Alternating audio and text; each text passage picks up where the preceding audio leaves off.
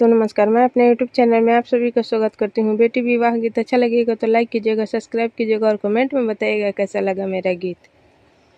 आजू दुआरा पर रख पहरादार पापा, आजू दुआरा पर रख पहरादार पापा।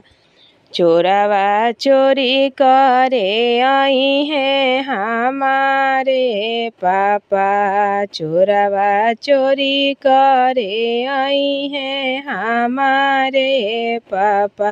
सब खिड़की के मारी बंद रखे पापा, सब खिड़की के मारी बंद रखे पापा।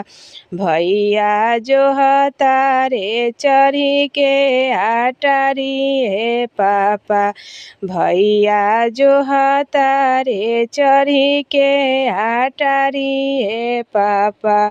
आजू होई जाई है बहिनी पाराई पापा, आजू होई जाई है बहिनी पाराई पापा। अब का सोचता धई के कापारे पापा, अब का सोचता धई के कापारे पापा। गैला जुआवा में हमारा के हारे पापा, गैला जुआवा में हमारा के हारे पापा। फेरी द तू डोलिया कहाँ रहे पापा, फेरी द तू डोलिया कहाँ रहे पापा।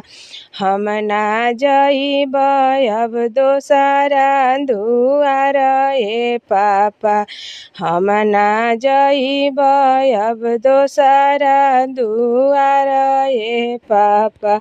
आजू होई जाई है बेटी पाराई पापा, आजू होई जाई है बेटी पाराई पापा।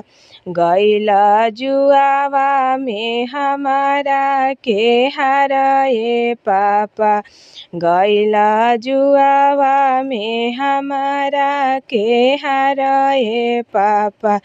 अब का सोचता धई के कापारे पापा, अब का सोचता धई के कापारे पापा।